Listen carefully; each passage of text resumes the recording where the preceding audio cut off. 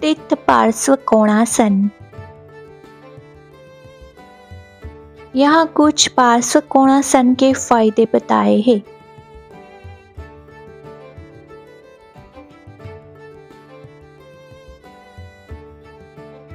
यहाँ कुछ पार्श्व कोणासन करने से पहले की सावधानियां बताई है।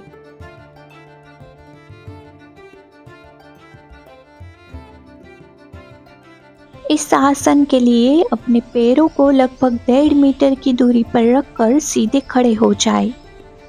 अब सांस लें और सांस छोड़ते हुए अपने पैर को घुटने को बाएं जोड़ पर मोड़ते हुए बाएं पैर को बाएं ओर मोड़े और तब तक बगल में घुमाए जब तक कि बायां हाथ बाएं पैर के बाहर जमीन को न छू ले। दाहिने हाथ को समकोण बनाते हुए सीधा फैलाएं और सामने देखें। 5 से 10 सांसों तक इस मुद्रा में बने रहे।